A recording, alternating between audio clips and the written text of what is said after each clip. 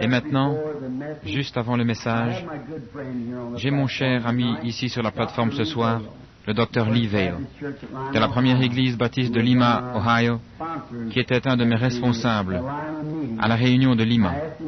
Je lui ai demandé de venir ce soir, s'il voulait juste dire un mot à la congrégation, peut-être en rapport avec la réunion de Lima, pendant quelques instants. Et je suis heureux de vous présenter ce soir Dr. Lee Vail, un autre baptiste qui a reçu le Saint-Esprit. Amen. Que Dieu vous bénisse, frère Vail, également. C'était plutôt fort pour un pasteur baptiste, n'est-ce pas? Eh bien, nous sommes très heureux d'avoir frère Vail avec nous. Et certainement les portes sont ouvertes pour qu'il puisse revenir et nous rendre visite chaque fois qu'il le peut. Et maintenant, ce soir, demain soir, c'est la mise au tombeau du Seigneur Jésus-Christ. Dimanche matin, c'est le service de 6 heures au lever du soleil. Et je crois que le frère a annoncé la suite des réunions. Maintenant, prions juste un moment. Seigneur béni, ta parole est la vérité. Et nous sommes reconnaissants pour ceux qui la portent sans crainte, alors qu'ils la répandent parmi les gens. Et alors que nous ouvrons la Bible ce soir, ou tournons ces pages, puisse le Saint-Esprit béni venir et nous ouvrir notre compréhension de la parole. Par Jésus-Christ, nous le demandons. Amen. Cette grande soirée où nous célébrons la crucifixion de notre Seigneur béni. Je voudrais lire ce soir de ses propres lèvres précieuses les paroles qu'il avait écrites dans son livre. Dans Saint Matthieu, au chapitre 4, et les versets 47 et 48, nous lisons ceci. Et si vous saluez vos frères seulement, que faites-vous de plus que les autres? Les publicains ne font-ils pas de même? Soyez donc parfaits, comme votre Père qui est au ciel est parfait. Et ce soir, nous avons dit que nous allions parler sur le sujet de la perfection.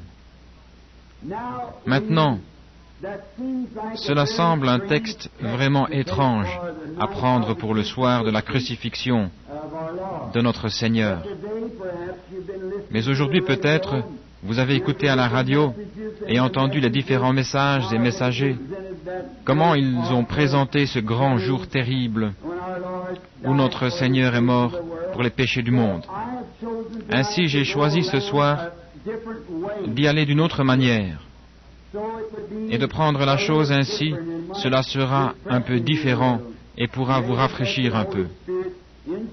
Et puisse le Saint-Esprit béni inspirer la parole, maintenant alors que nous nous efforçons de la porter. Dieu exige la perfection. Nous voulons mettre cela dans notre esprit, qu'il n'y a rien de fait à moitié qui puisse entrer dans la présence de Dieu. Cela doit être parfait. Notre adoration et tout.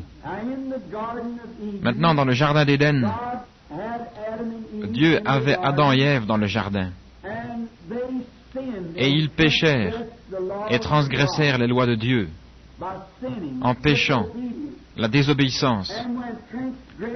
Et lorsque la transgression vient, la désobéissance est la transgression de la loi. Et la loi de Dieu, lui étant saint, simplement saint et non corrompu. Ainsi donc, aucune trace d'impiété ne peut jamais se tenir en sa présence. Ainsi, si le péché est venu dans le monde par la transgression, alors il faut s'occuper du péché avant que le pécheur puisse se tenir dans la présence de Dieu. Maintenant,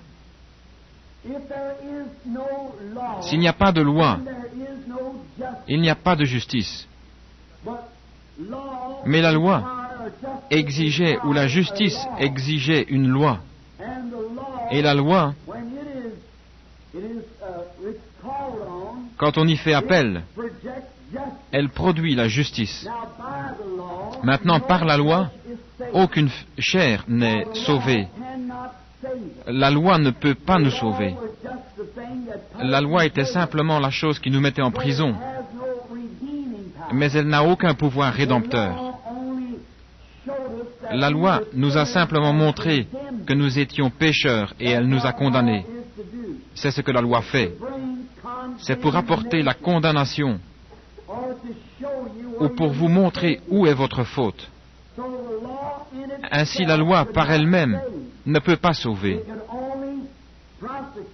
Elle pouvait seulement accuser, poursuivre. Et Dieu, étant saint et juste, il devait engager une poursuite légale. Il devait poursuivre en justice le pécheur parce qu'il avait dépassé les limites de la grâce et était devenu un citoyen hors la loi. Alors, il faut s'en occuper. Et chaque loi a une sanction. Car la sanction de la transgression de la loi de Dieu est la mort. Et cela devait produire la mort dans la race humaine. Et toute la race humaine est sous la sanction de cette loi. Maintenant, quand Adam et Ève ont péché, il n'y avait aucune possibilité, aucun autre remède pour qu'ils puissent se trouver de nouveau dans la présence de Dieu, sinon de s'occuper de ce péché. Et personne ne peut commettre un péché, de quelque sorte qu'il soit, petit ou grand. Ce péché individuel doit être réglé avant que celui qui l'a commis puisse se tenir dans la présence du Dieu saint. Ainsi donc, quand Adam et Ève ont péché et ont transgressé la loi, ils étaient sujets à la mort. Et la loi devait être exécutée. C'est pourquoi elle mit toute la race humaine sous la peine de mort. Maintenant, si nous pouvons seulement bien nous établir pendant quelques instants dans notre pensée et regarder ce grand tableau et se souvenir que chaque personne ici est incluse là-dedans. Chaque homme et femme, enfant, est inclus dans la peine de mort par la transgression de la tête de la race humaine, Adam. Par sa transgression, chacun de nous est tombé victime du péché. Et le problème du péché doit être réglé. Ainsi Dieu, dans sa grande infinité et son grand amour, la loi était pour séparer le pécheur de son Créateur. Alors il devint annihilé et totalement annihilé. Il n'y avait aucune possibilité pour lui de revenir, sauf si ce péché était réglé. Et il serait très facile alors de croire dans une totale annihilation d'un pécheur à la fin, car il est complètement et pour toujours séparé de la présence de Dieu. Maintenant, remarquez ce péché et comment Dieu, étant juste, et il ne pouvait être rien d'autre que juste, car il est source de toute justice. Alors il n'y avait rien d'autre à faire pour lui que d'appliquer la sanction pour cette transgression. Et la sanction était la mort, car il a dit, le jour où vous en mangerez, ce jour-là, tu mourras certainement. Maintenant, c'est un sombre tableau que nous avons ici.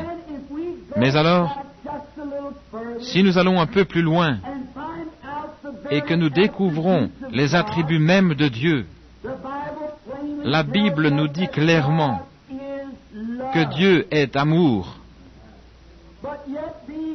Mais cependant, étant amour, il doit être juste. Ainsi, l'amour ne signifie pas simplement quelque chose avec lequel on peut jouer. L'amour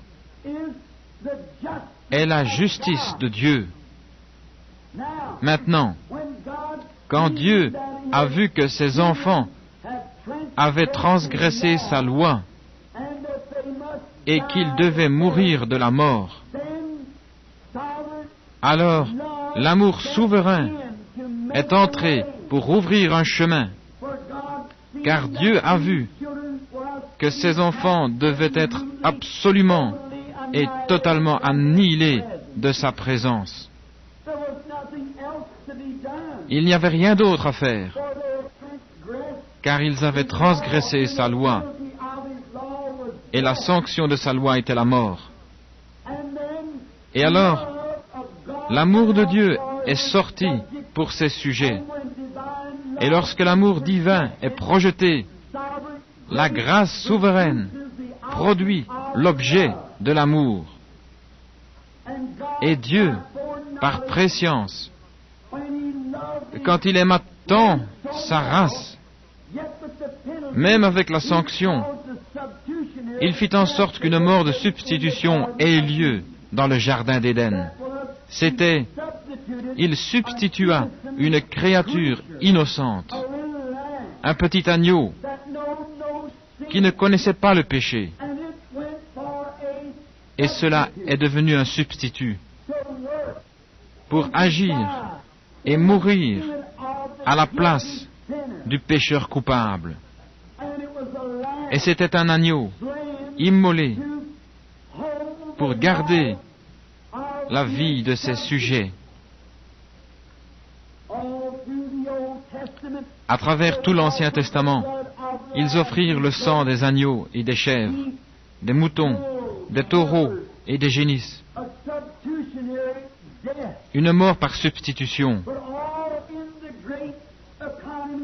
Mais dans toute la grande économie de Dieu, il y avait au fond de sa pensée la venue du réel objet qui devait arriver. C'étaient des ombres du réel objet qui devait venir. Et le réel objet qui devait venir était son Fils unique. Tous les agneaux qui sont morts n'étaient qu'une ombre. Et une ombre n'est que le côté négatif d'un objet. Et il parlait simplement du calvaire qui devait venir. Maintenant, pour avoir une image de ceci, allons dans nos Bibles, au livre des Hébreux, et voyons ce que Paul, le grand apôtre, a dit en essayant de nous faire partager ces choses. Dans le 10e chapitre du livre des Hébreux, nous lisons ceci. J'aime simplement la parole. La parole est la vérité. Et j'aime la lire devant mon assemblée, parce que je sais qu'au jugement, je me tiendrai avec eux. Et je devrai en rendre compte. Ainsi, si je la porte à partir de la parole, alors je ne serai pas coupable, parce que c'est la parole, et Dieu est responsable de sa parole. Nous voyons aujourd'hui tellement d'évangélistes et ainsi de suite qui s'établissent autour d'une personnalité. Oh, c'est une chose honteuse. Et nous trouvons en allant dans les églises, vous allez dans les églises et vous trouvez un certain pasteur. Il a une manière d'agir un peu particulière, une petite émotion. Si vous ne le remarquez pas, toute l'assemblée prendra cet esprit. S'il est juste un peu émotif ou s'il balance la tête ou autre petite chose étrange, eh bien toute l'Église prendra cela. Et nous avons la même chose aujourd'hui dans nos églises modernes, où c'est des sensations et d'autres petites choses comme cela. Et il y a une telle confusion. Mais, oh, mes frères bien-aimés, s'il y a bien un temps où nous devons être sur la parole, c'est aujourd'hui. Vous voyez, je n'aimerais pas me trouver au jugement, sachant que j'ai eu quelques petites choses capricieuses ou une petite révélation particulière ayant mal conduit les gens. Je ne veux pas qu'ils aient mon esprit ou mon action, mais je veux qu'ils aient l'Esprit de Dieu par la parole de Dieu qui produit la vérité. Ainsi, en cette grande occasion ce soir, j'aimerais lire dans la parole éternelle de Dieu. Maintenant, nous réalisons que la loi a existé depuis de nombreuses années, mais la loi ne pouvait jamais enlever le péché. Comme j'ai dit dans le passé, c'était juste une prison. C'était le grand détective qui vous disait ce que vous aviez fait, mais qui n'avait pas de remède pour vous délivrer. Cela vous mettait dans la maison de prêt sur gage, mais il n'y avait pas de rédempteur pour vous en retirer avec elle. Elle vous emprisonne seulement pour vous faire savoir que vous êtes un pécheur. Mais remarquez maintenant dans les Hébreux, le 10e chapitre, alors que nous lisons.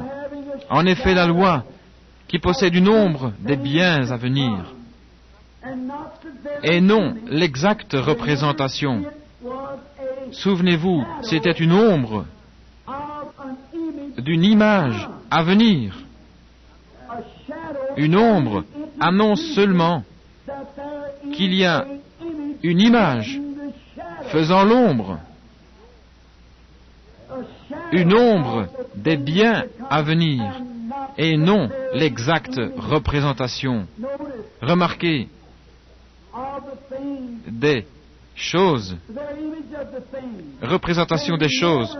On ne peut jamais, par les mêmes sacrifices qu'on offre perpétuellement chaque année, amener les assistants à la perfection. Maintenant, Dieu, au début, exigeait la perfection. Jésus, quand il est venu sur terre, a dit « Soyez parfaits, comme Dieu dans le Père est parfait. » Dieu dans le ciel est parfait, et la loi possédant une ombre des choses à venir ne pouvait jamais amener à la perfection l'adorateur. Vous saisissez l'image? Maintenant, recommençons afin d'être sûr que vous ne le manquiez pas. Dieu exige la sainteté parfaite. Nul ne peut se tenir en sa présence avec une seule petite tache de péché. Jésus a témoigné de la même chose en disant « Soyez parfaits, comme Dieu dans le ciel est parfait. » Et la Bible dit que la loi ne pouvait jamais, avec ses sacrifices, amener à la perfection celui qui les rendait.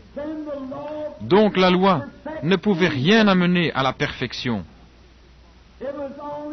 C'était seulement un indicateur. Ces sacrifices faits chaque année ne pouvaient jamais amener l'adorateur à la perfection. Ainsi donc, personne sous la loi, ou gardant des lois, ou sous les ombres, ne pouvait être parfait. Autrement, au 2e verset, n'aurait-on pas cessé de les offrir? S'il y a quelque chose que je puisse faire pour me rendre moi-même parfait dans la présence de Dieu, alors Christ n'aurait pas à mourir pour moi. S'il y a une seule chose que vous puissiez faire qui mériterait quelque chose dans la présence de Dieu, alors Christ est mort en vain. Ce n'est pas le fait de garder la loi, ni vos idées légalistes, rien de votre propre sainteté, Rien que vous puissiez arrêter de faire. Arrêtez de mentir, arrêtez de voler, arrêtez de fumer du tabac, arrêtez d'aller au cinéma. Vous êtes encore perdu. Rien ne peut le faire. Adhérer à des églises, à des rites, les cérémonies, les baptêmes, les ordres de l'Église, lire des credos, dire des prières, toutes ces choses ne comptent pour rien. Vous êtes perdu. Vous ne pouvez pas faire une seule chose de vous-même, car vous êtes un pécheur sous la condamnation. Et il n'y a aucun moyen par vous-même, ni aucun credo, ni quoi que ce soit que vous pourriez faire ou penser de vous-même qui puisse mériter une seule chose dans la présence de Dieu. Parce que vous êtes un pécheur pour commencer. Et la Bible déclare que nous sommes tous nés dans le péché, formés dans l'iniquité, venus au monde en disant des mensonges. Et Dieu ne pouvait pas prendre un homme pour mourir pour un autre, car l'un est juste aussi coupable que l'autre. Dans la présence de Dieu, l'archevêque né dans ce monde est aussi coupable que la plus basse mouche de cabaret de la ville. L'un ne peut expier pour l'autre. C'est pourquoi il prit la vie innocente d'un petit animal, un petit agneau. Et dans l'Ancien Testament, la loi était qu'un homme ayant péché apporte l'agneau à l'autel. S'il avait transgressé l'un des commandements, il apportait l'agneau et il le déposait sur l'autel.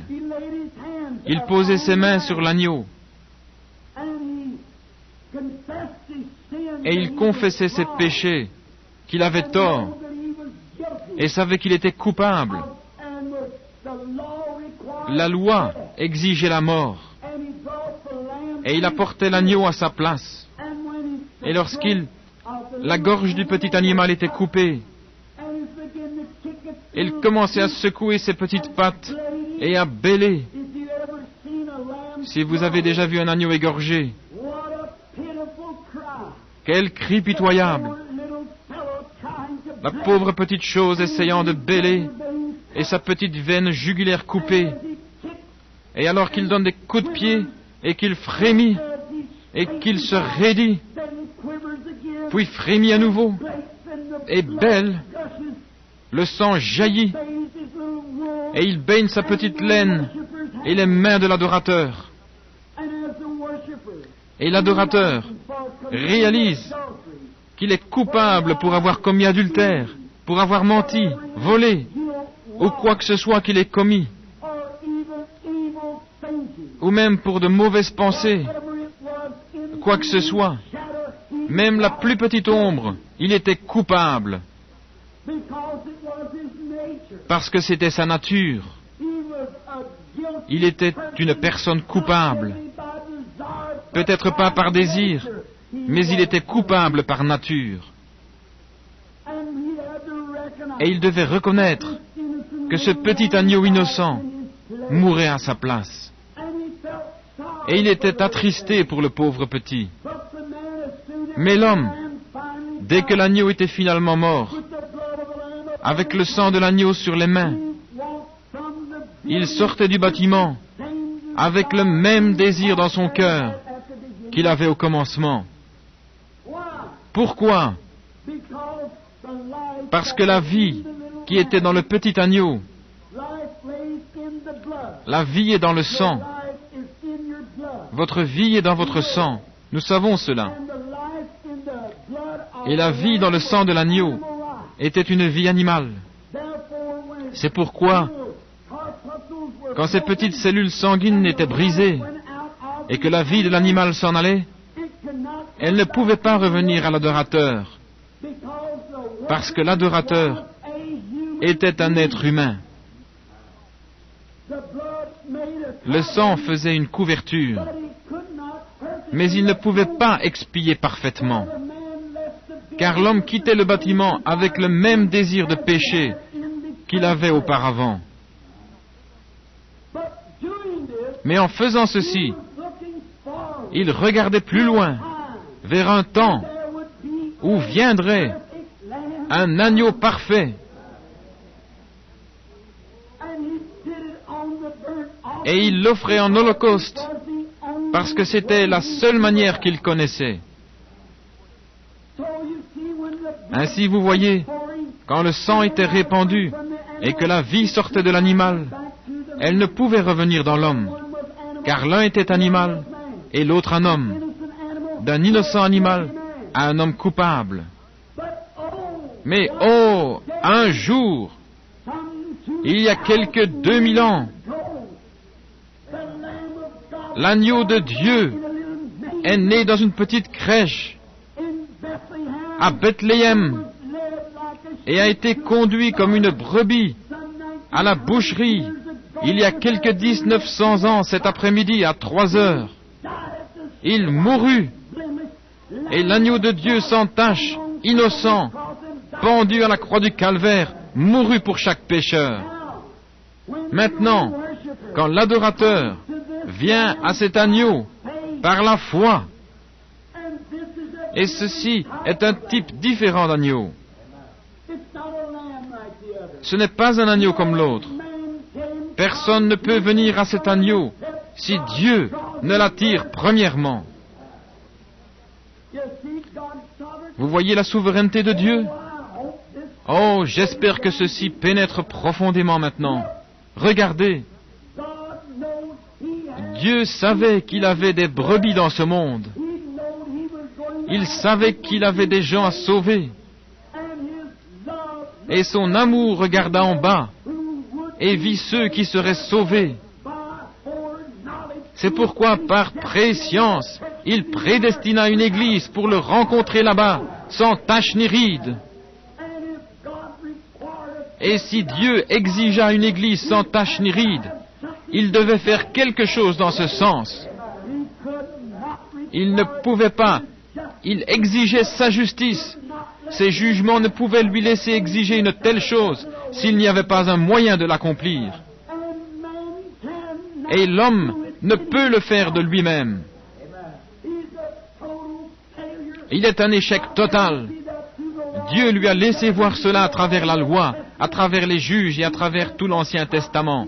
Il a envoyé ses prophètes, il a envoyé ses hommes justes, et ils trouvèrent que tous avaient failli.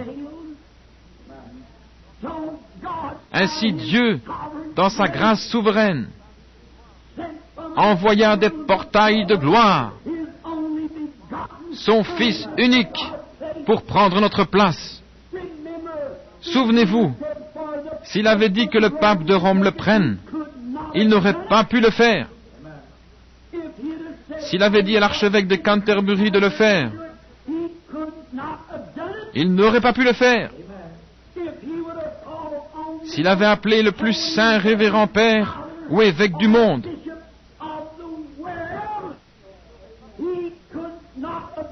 il n'aurait pas pu le faire. Il aurait été simplement rejeté, aussi loin que Judas Iscariote. Il ne pourrait pas le faire, parce qu'il est né dans le péché, conçu dans l'iniquité, venant au monde en disant des mensonges, et qu'il avait besoin d'une expiation pour lui-même.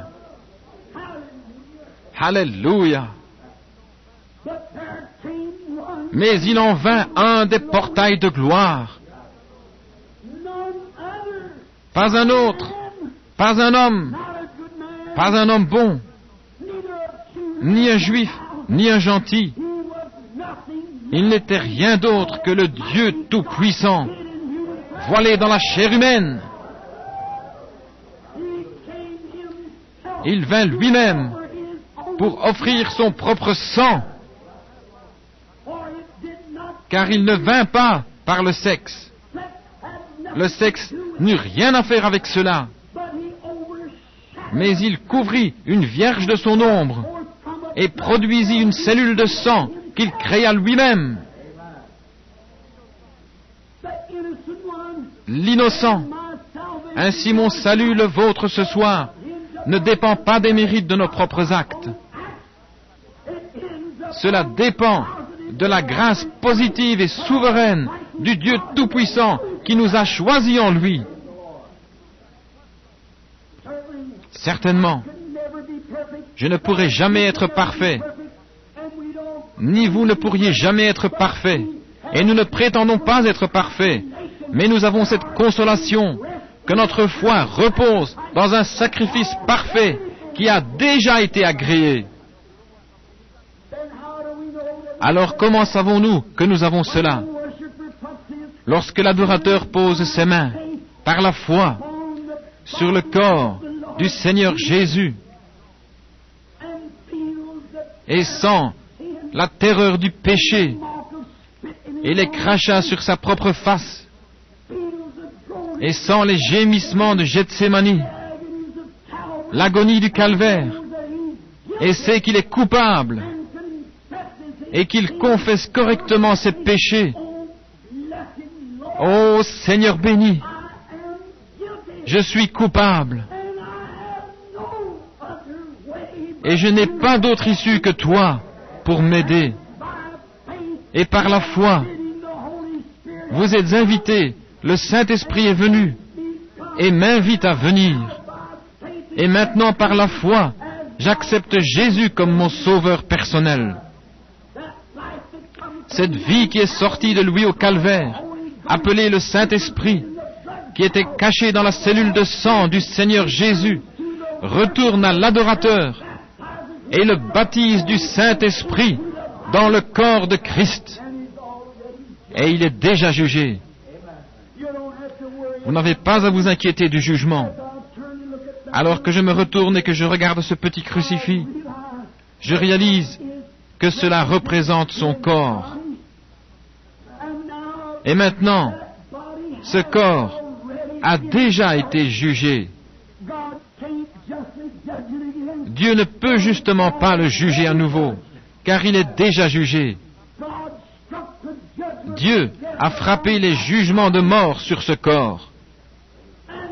Et aussi longtemps que je peux trouver un chemin pour me cacher dans ce corps, son jugement est tombé pour moi et pour vous. Nous sommes libres.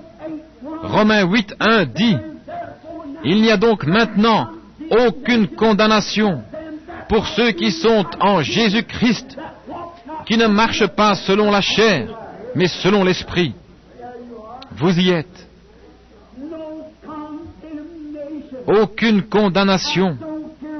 Peu importe ce qui vient ou ce qui va, vous êtes cachés sous le sang. À nouveau, comment entrons-nous dans ce corps? 1 Corinthiens 12:13 le dit. Par un esprit. Comment l'esprit vient-il? Par le sacrifice. Où se trouvait l'esprit? Dans le sang. Pourquoi l'animal ne pouvait-il pas revenir? C'était un animal. L'esprit animal ne pouvait venir vers l'esprit humain et y faire quelque chose parce que l'esprit humain se trouve à un niveau de vie supérieur à celui de l'animal. Mais l'esprit d'aucun autre homme ne pouvait revenir. Si vous avez l'esprit d'un quelconque ancêtre, c'est du spiritisme. Mais Dieu lui-même vint. C'est son propre esprit qui est le niveau le plus élevé d'esprit qu'il y ait, qui peut revenir sous la forme du baptême du Saint-Esprit à l'adorateur à travers le sang de Christ et l'introduire dans le corps. Il est en sécurité. Regardez, le sang des taureaux et des boucs ne marcherait pas. Nous voyons qu'il était sans force. Maintenant lisons vers le 12e verset. Très bien. Le sang des taureaux et des boucs ne marcherait pas, ni ne pourrait expier. Regardez. Qui? Quel homme? L'évêque? Non. Le pape? Non. Mais cet homme, après avoir offert un seul sacrifice pour les péchés, s'est assis pour toujours à la droite de Dieu.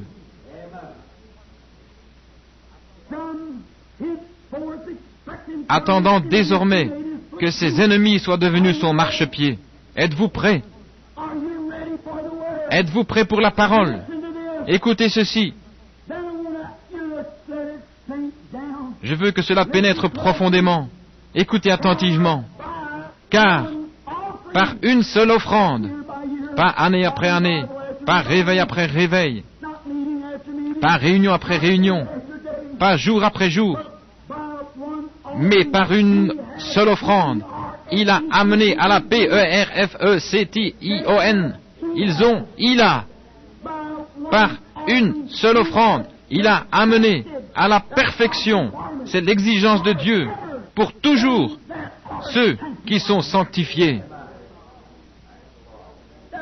Vous y êtes. C'est la réponse à la mort de Christ. C'est la réponse au calvaire.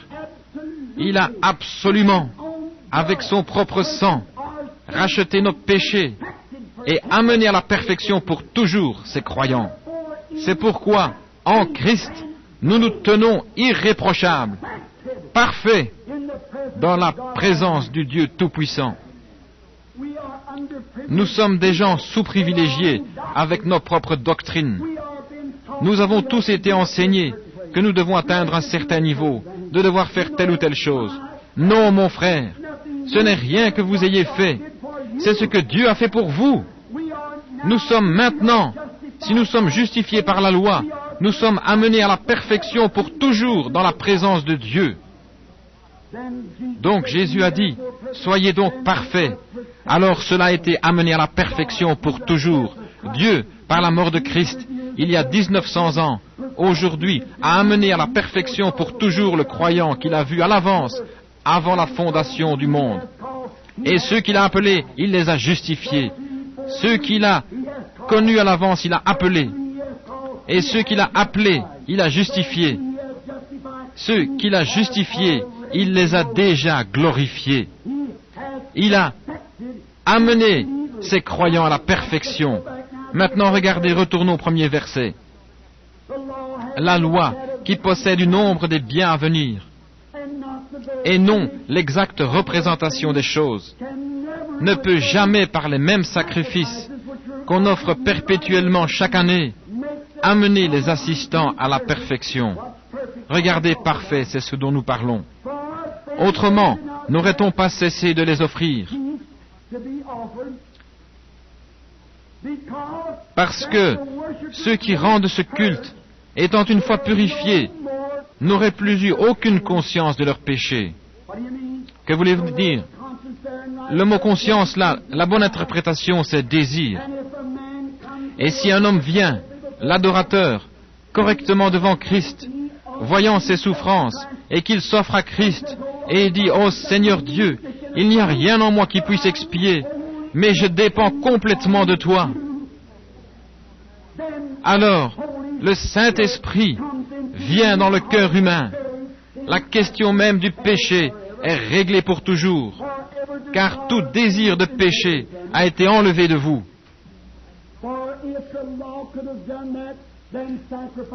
Car si la loi avait pu faire cela, leur sacrifice n'aurait-il pas dû cesser? Mais comme il ne pouvait le faire, Christ devait mourir pour nous rendre parfaits. Amis, il y a tant de choses que nous pourrions dire ce soir au sujet de la perfection.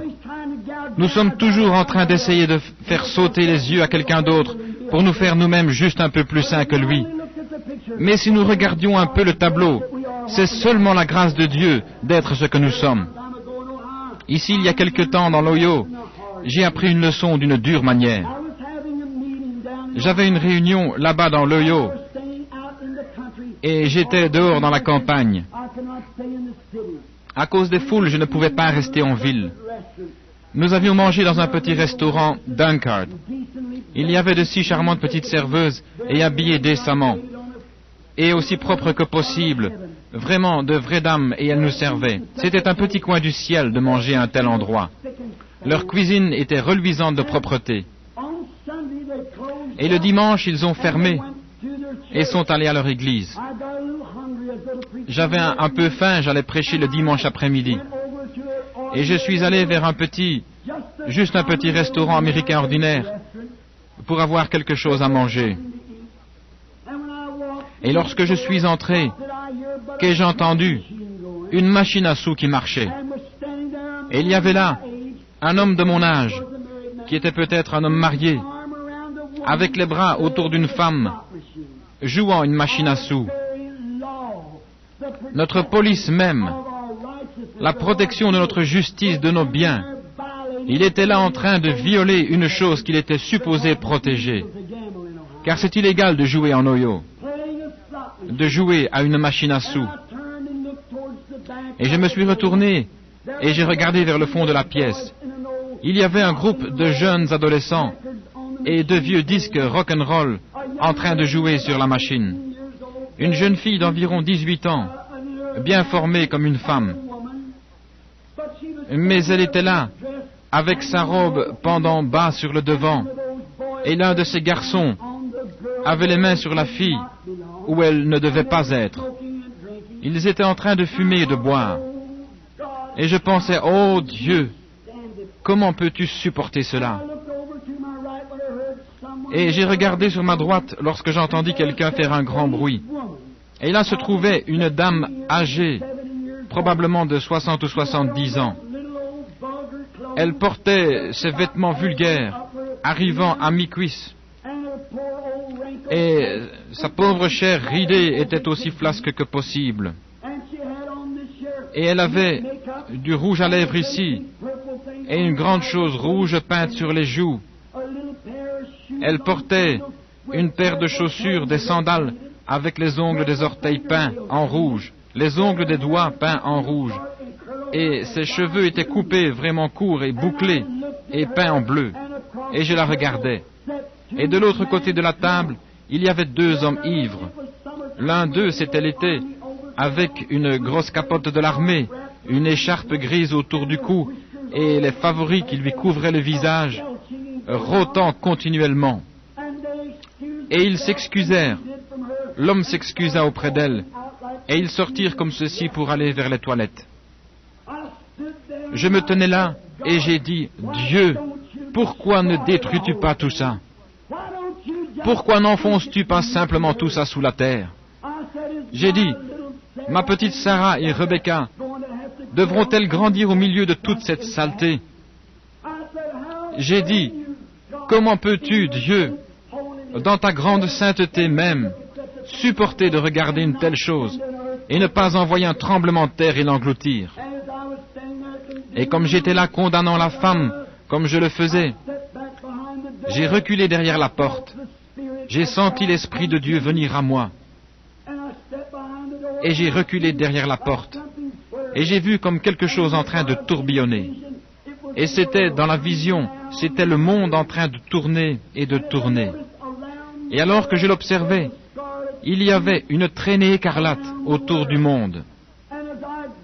Et en m'approchant du monde, je me suis vu moi-même, juste comme un petit garçon, en train de faire des choses que je ne devais pas faire. Peut-être pas comme celle dont j'ai parlé, mais c'était le péché. Et chaque fois que je faisais quelque chose, je voyais cette grande ombre noire monter vers le ciel. Pour cela, Dieu m'aurait tué à la minute même. Alors j'ai vu se tenant entre Dieu et moi, ce sacrifice parfait. Je l'ai vu, lui, se tenant là, avec les épines sur la tête et les crachats sur la figure. Et chaque fois que mes péchés montaient vers Dieu, il étendait sa main et les saisissait, comme les pare-chocs d'une voiture. Il me protégeait de la mort. Et chaque fois que je faisais quelque chose de mal, Dieu m'aurait tué, certainement sa sainteté l'exige, sa loi l'exige. Et chaque fois que je faisais quelque chose, ou que vous faites quelque chose, le sang de Jésus-Christ agit comme un pare-choc. Et j'ai compris alors que la traînée écarlate signifiait que le sang préserve continuellement la terre.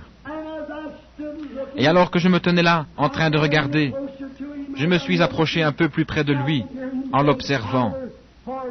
Et je pouvais l'entendre dire, « Père, pardonne-lui, il ne sait pas ce qu'il fait. » Et j'ai baissé mes regards, et là se trouvait un livre. Il y avait un ange qui tient le registre des actes de chacun, qui se tenait à son côté. Et chaque fois que je péchais, c'était inscrit dans ce livre. Et mon nom y était inscrit. Et je réalisais qu'un jour, la traînée de sang serait ôtée et que je devrais me tenir dans la présence de Dieu avec ma vie de péché. Mais j'ai vu que par sa miséricorde, il tenait mon jugement à distance. Je suis allé vers lui humblement. Je me suis mis sur les genoux et j'ai dit, « Ô Jésus, toi, Fils de Dieu, je suis indigne de venir en ta présence. Mais veux-tu, s'il te plaît, me pardonner pour ce que j'ai fait? » Il a touché son côté avec sa main. Il a pris le vieux livre et a écrit dessus, « Pardonné », et il a jeté derrière lui, et mes péchés étaient partis. Alors il m'a regardé le visage sévère et il a dit, « Maintenant je t'ai pardonné, mais toi, tu veux la condamner ?» Alors j'ai compris ce que cela voulait dire. Comme je sortais de la vision, je suis allé vers elle. J'ai dit, « Comment allez-vous » Elle était en train de boire. Elle m'a regardé et m'a dit, « Oh, hello » J'ai dit, « Pourrais-je m'asseoir » Elle dit, « J'ai de la compagnie. » J'ai dit, « Je ne dis pas cela dans ce sens, madame. Je désire simplement vous parler une minute. » Elle a dit, « Asseyez-vous. » Alors il m'a regardé le visage sévère et il a dit, « Maintenant je t'ai pardonné, mais toi, tu veux la condamner » Alors j'ai compris ce que cela voulait dire. Comme je sortais de la vision, je suis allé vers elle. J'ai dit, « Comment allez-vous » Elle était en train de boire. Elle m'a regardé et m'a dit, « Oh, hello » J'ai dit, « Pourrais-je m'asseoir » Elle a dit, « J'ai de la compagnie. » J'ai dit, « Je ne dis pas cela dans ce sens, madame. Je désire simplement vous parler une minute. » Elle a dit, « Asseyez-vous. » Et j'ai dit, « Madame, il y a juste quelques minutes, je me trouvais là derrière cette porte. » J'ai commencé à lui raconter. Et quand je l'ai regardée, les larmes commençaient à couler le long de ses joues. Et elle m'a dit, j'ai dit, « Madame, vous ne voulez pas faire ces choses. Jésus est mort, et les jugements de Dieu sont tenus à distance par son sang. Vous ne voulez pas faire ceci. » Et elle a dit, « Non, monsieur. » Elle a dit, « Mon père était un diacre dans l'église. J'ai été élevé dans une famille chrétienne. Mon mari et moi, nous étions membres fondateurs et vivions une vie chrétienne. » Elle a commencé à me raconter après sa mort. Elle avait 2 jeunes filles et elle s'était écartée du droit chemin. Et comment les filles l'avaient quittée et elle avait gaspillé sa vie. Et elle pensait qu'il n'y avait plus d'espoir pour elle. Mais j'ai dit, Dieu soit miséricordieux. Ceux qu'il a préconnus, il les a appelés. Elle a dit, êtes-vous le révérend Branham de là-bas? J'ai dit oui. Elle a dit, j'ai honte de moi-même d'être assise ici comme ça. Elle a dit, croyez-vous qu'il y a une chance pour moi? J'ai dit, Jésus a les bras étendus, attendant que vous veniez, madame. Et les autres personnes ont commencé à se lever. Et j'ai dit, voulez-vous sortir de là et vous mettre sur le sol avec moi? Elle a dit, oui, monsieur. Je l'ai prise par la main et j'ai dit, vous avez environ l'âge de ma mère. Voulez-vous vous agenouiller ici avec moi sur le sol? Et là, sur le sol, nous avons transformé cet endroit cet après-midi-là en une réunion à l'ancienne mode. Et Dieu a sauvé cette femme par sa grâce. Elle s'est habillée et est venue à la réunion. Et pour autant que je sache, elle vit une vie chrétienne ce soir. Qu'est-ce que c'est? Oh, Dieu exige la perfection. Il exige votre repentance. Il exige votre loyauté envers lui. Mais il regarde ce soir. Peu importe combien vous avez péché, peu ou beaucoup, vous êtes toujours un pécheur et vous ne pouvez pas entrer par aucun autre chemin que par Jésus-Christ, le sacrifice tout suffisant de Dieu. Et en lui, vous êtes perfectionné pour toujours. Pensez-y. Ce n'est rien de ce que vous faites. Ce n'est pas tourner de nouvelles pages. Ce n'est pas une nouvelle vie que vous commencez. C'est une confession de votre tort et la grâce de Dieu envers vous. Cela vous amène à la perfection. Et alors vous êtes perfectionné en Jésus-Christ. J'ai confiance ce soir, mes amis, alors que nous sommes ici, en ce grand moment crucial maintenant, alors que des décisions doivent être prises après avoir entendu cette histoire. Vous pouvez ne jamais l'avoir entendue avant, mais vous ne pouvez sortir de ces portes la même personne que lorsque vous êtes entré. Vous devez sortir meilleur ou pire. Et pendant que nous inclinons nos têtes juste un moment, je désire que vous y pensiez avec force. Qu'en est-il de votre âme ce soir? Jésus-Christ est mort pour vous. Vous dites, frère Branham, lorsque je pourrai cesser de fumer, lorsque je pourrai cesser de boire, quand je pourrai mettre ceci en ordre, je le ferai. Oh, cela ne sera jamais fait correctement. Vous ne serez jamais capable de le faire. Pourquoi ne venez-vous pas comme vous êtes? Et par la foi, allez vers ce fleuve qui coule de ses plaies. Alors l'amour rédempteur sera votre thème, et il le sera jusqu'à votre mort. Pourquoi prendre un substitut? Pourquoi essayer d'entrer par votre Église? Pourquoi essayer d'entrer parce que vous avez cessé de boire ou de mentir? Venez par le chemin de la perfection, car par un seul sacrifice, il a amené à la perfection pour toujours ceux qui sont sanctifiés. Comment suis-je sanctifié? Confessez vos péchés dans la présence du sang de Jésus, et la vie qui sort de ce sang revient dans l'adorateur et le sanctifie des désirs des choses du monde. Car par ce sacrifice entièrement suffisant, il nous a sanctifiés. En un esprit, nous sommes tous baptisés dans un corps. Maintenant, il n'y a donc aucune condamnation pour ceux qui sont en Christ Jésus, pour ceux qui marchent non selon la chair, mais selon l'esprit. Si vous essayez de marcher par l'esprit et que vous êtes encore en train de convoiter la chair, le sacrifice n'a pas été suffisamment appliqué sur vous. Mais l'adorateur, une fois purgé, n'a plus jamais le désir du péché. C'était cela le calvaire. Ce n'est pas un endroit pour vendre des fleurs, ou un petit endroit pour faire ceci ou cela. C'est un endroit où Dieu et l'homme se sont réconciliés. C'était l'endroit où la paix et la sécurité parfaite ont été apportées à l'humanité. Peux-tu venir avec moi ce soir, mon ami pécheur, au calvaire, et par la foi appliquer ce sang à ton âme, et laisser le Saint-Esprit venir et te sanctifier par son grand sacrifice? Avant de prier, voulez-vous lever la main vers Dieu et dire, « Sois miséricordieux envers moi, Dieu. Je confesse maintenant tous les péchés en cette soirée du Vendredi Saint. Et j'apprécie les grandes souffrances que Christ a endurées pour moi. J'abandonne maintenant ma propre volonté, mes motifs personnels et tout, pour te suivre à partir de ce jour. Voulez-vous lever la main et dire, « Souvenez-vous de moi, frère Branham, dans la prière. C'est la décision de mon cœur. » Y en a-t-il en cette grande soirée, alors que nous attendons juste un moment? Ici à ma droite, certainement, il y en a un ici. Avez-vous honte de vos péchés? Avez-vous honte de ce que vous avez fait? Le monde ce soir cherche des héros. Et il y a des héros, au sens physique du terme. Un jour là-bas en Suisse, lorsque la Suisse a été attaquée, la petite armée suisse s'est réunie dans les champs pour défendre leurs biens. La grande armée envahissante était trop grande pour eux. Ils étaient tous entraînés et ils avaient des grandes lances et des boucliers. Les Suisses ne pouvaient rien faire d'autre que d'abandonner.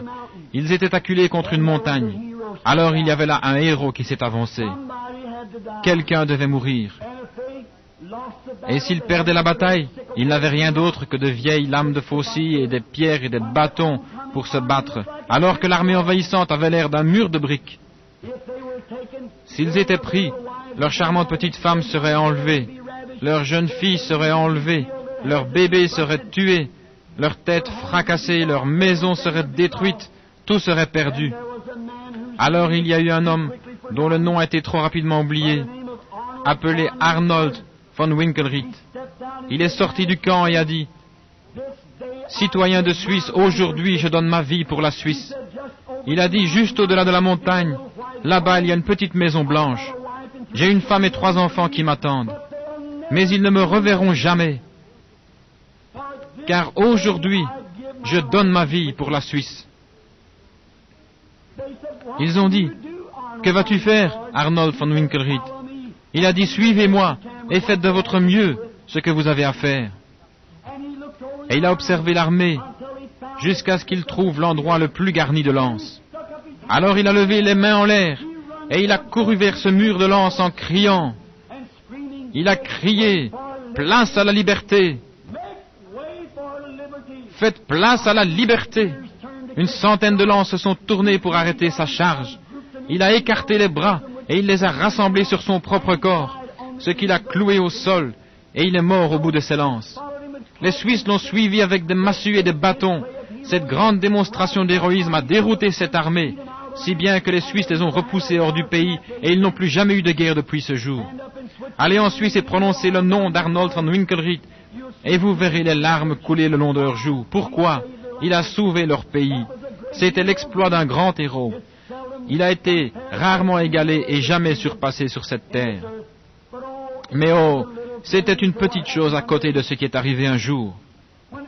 Alors que la race d'Adam se trouvait là, que les démons arrivaient de tous côtés, les prophètes avaient failli, la loi avait failli, le sacrifice des taureaux et des agneaux avait failli, la nature de l'homme avait failli, tout avait failli.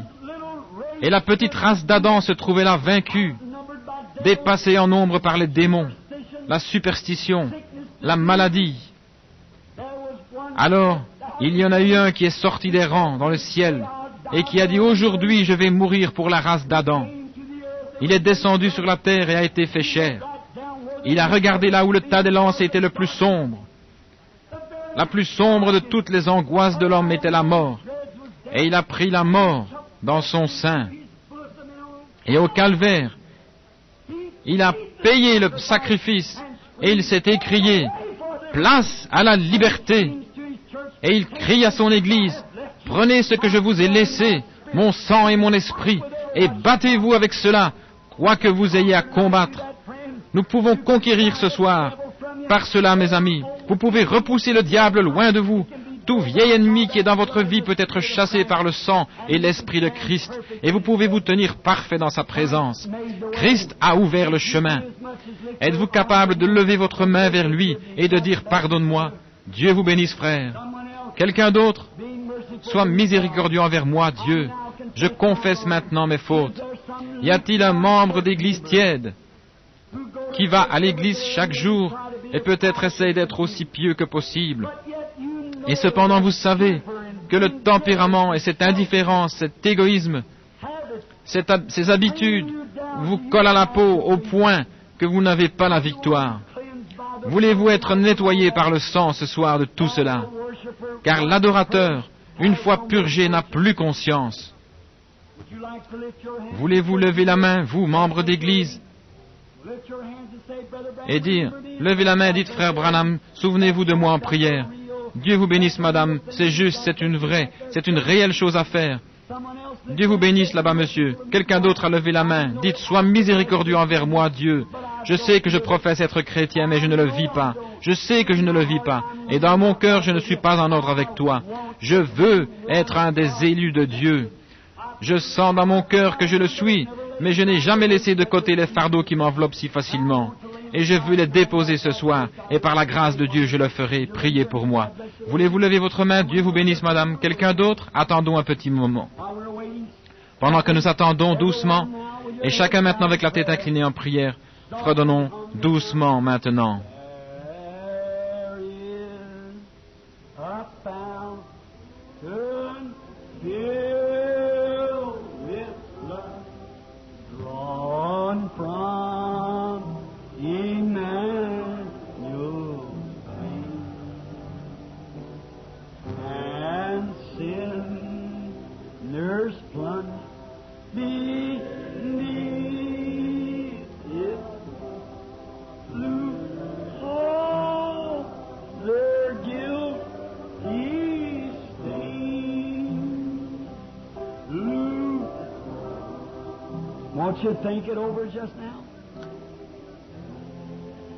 Allez-vous y réfléchir maintenant?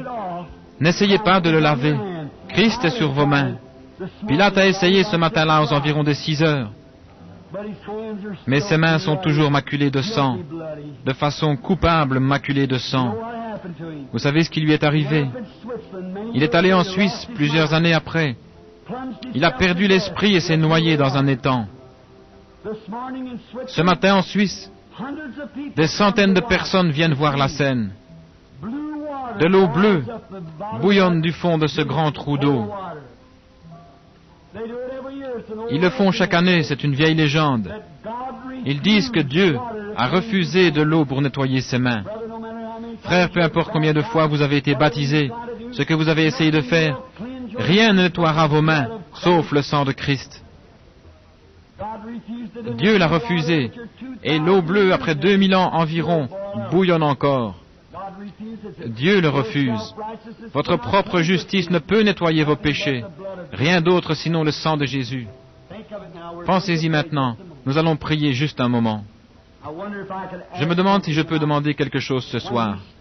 Lorsqu'il se trouva là, dans le tribunal de Pilate, ce matin-là, et dit, si mon royaume était de ce monde, je parlerais à mon Père, et il m'enverrait directement 12 légions d'anges, alors qu'un seul d'entre eux pourrait détruire le monde.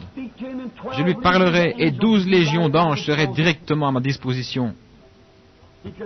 Il aurait pu le faire, mais il était là, doux et humble, pour prendre votre mort et prendre vos péchés.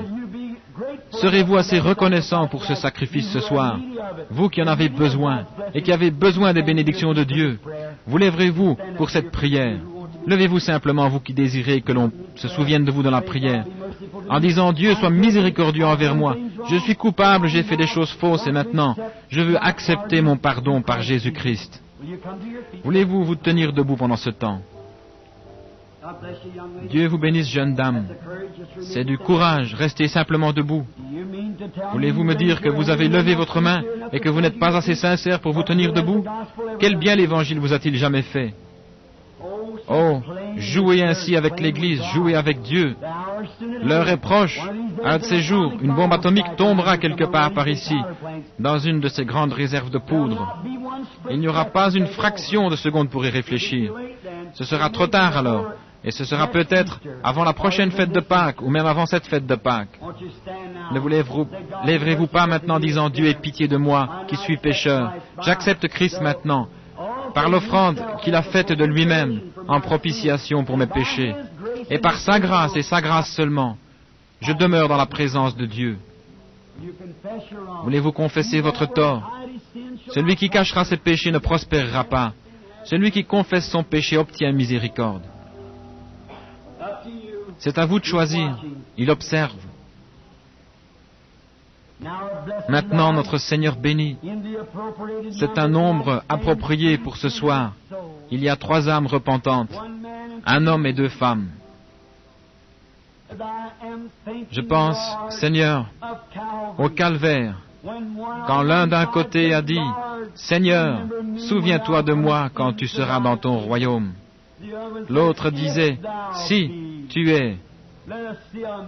Montre-nous un miracle, fais-nous descendre de la croix et sauve-toi toi-même. » Et l'autre disait, « Dieu soit miséricordieux envers moi. » Et ta tête s'est penchée du côté droit et tu as dit, « Aujourd'hui tu seras avec moi au paradis. » Mais tu as été silencieux pour l'autre, parce qu'il n'y avait pas de repentance. Et Père Dieu, je prie que ceux-ci puissent être, j'ai confiance qu'ils sont les seuls 3 dans ce bâtiment, qui sentent qu'ils ont besoin de confesser leurs fautes. Mais parce qu'ils sont venus par le chemin tout suffisant, le chemin de la croix, pardonne-leur, Seigneur, et bénis-les. Ils se trouvent ici ce soir, comme tu te trouvais devant eux dans le tribunal de Pilate, comme tu te trouvais devant eux entre les cieux et la terre, quand le soleil descendit à l'horizon, et que la lune ne donna pas sa lumière, et le voile du temple fut déchiré de haut en bas. Je prie, Dieu, que tu les bénisses et que tu leur donnes ta miséricorde et que tu les nettoies avec ton sang et baptise-les par ta puissance sanctifiante dans le corps de ton propre Fils, Jésus-Christ. Alors ils seront préservés pour le temps et l'éternité. Bénis les autres qui sentent qu'ils sont en ordre, qu'ils ont déjà rencontré ceci et qui ont fait ainsi. Je prie pour cette bénédiction sur eux dans le nom de Christ. Amen. Que Dieu vous bénisse, et vous qui vous trouvez près de ceux qui se sont levés, allez vers eux et donnez-leur la main à quelqu'un et dites que le Seigneur vous bénisse, c'est bien, comme la main d'association. Nous sommes maintenant un peu en retard dans nos services. Combien aime le Seigneur Jésus? Levez la main. Je me demande, en silence maintenant, ou aussi silencieusement que possible, en souvenir de celui qui est omniprésent, qui est ici ce soir, si nous chantions doucement, c'est là-bas à la croix que mon Sauveur est mort. Là-bas, pour être purifié du péché, j'ai crié.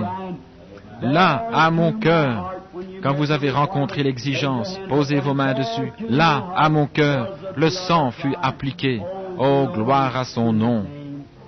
Chantons doucement, alors que nous inclinons la tête vers lui. Down at the cross where my Savior died.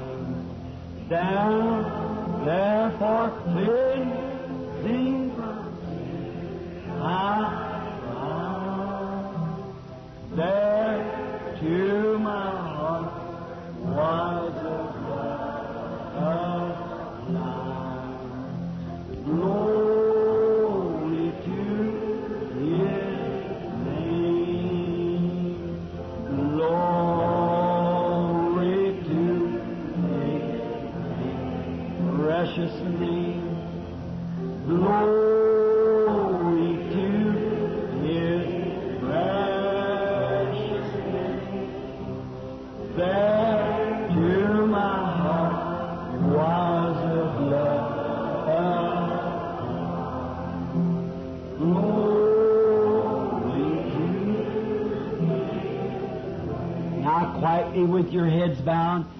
Maintenant, doucement, avec vos têtes inclinées, vous qui êtes sauvés, dites « Oh !»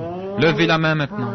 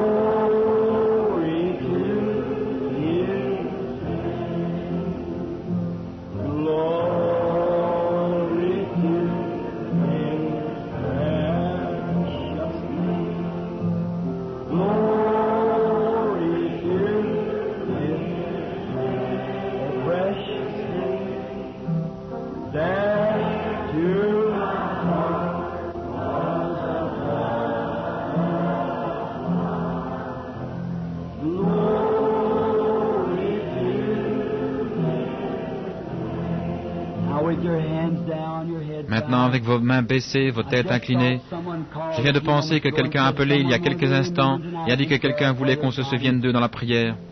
Ce soir, pour leur corps, ils ne peuvent pas revenir à la réunion de dimanche soir pour le grand service de guérison. Voulez-vous vous lever, vous qui désirez que l'on se souvienne de vous dans la prière?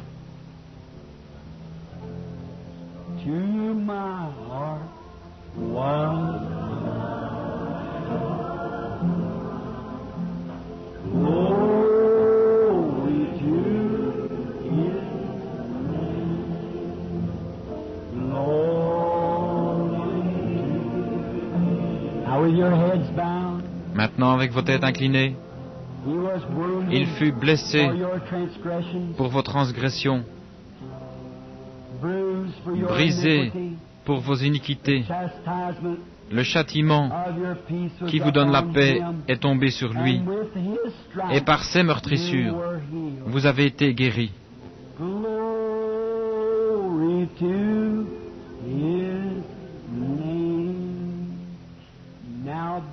Maintenant, Père béni, alors que nous nous approchons humblement de la croix juste maintenant, où la grâce et la miséricorde m'ont trouvé, là, l'étoile brillante du matin répand ses rayons autour de moi.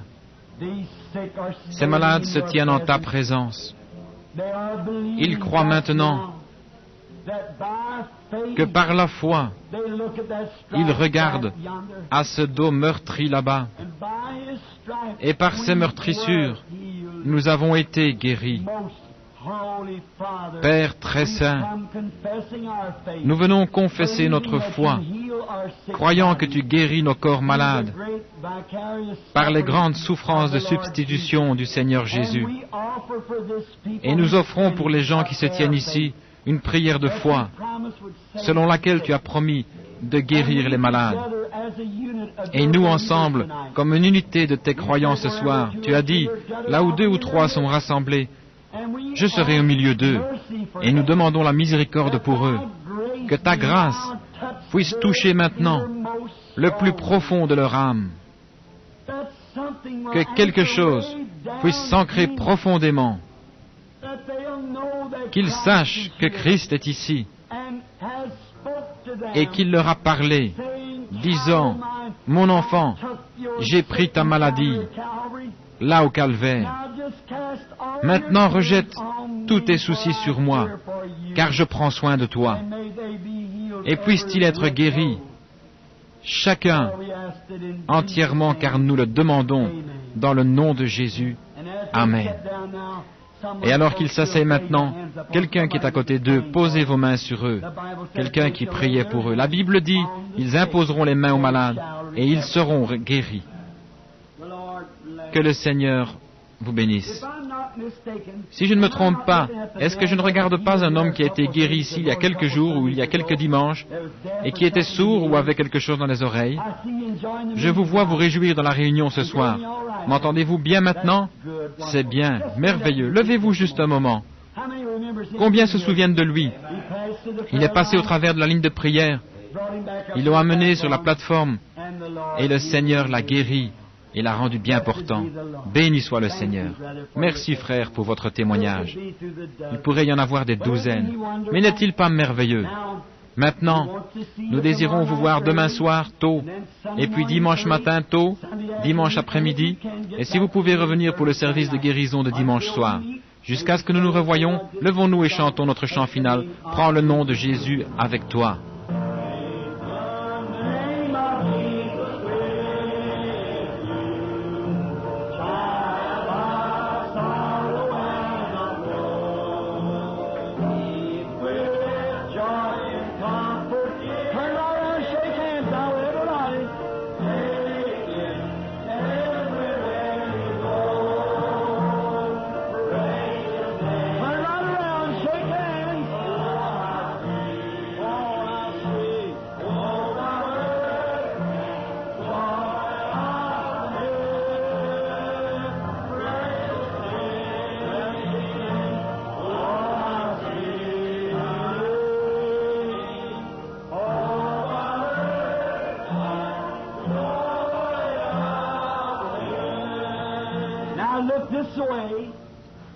Maintenant, regardez par ici.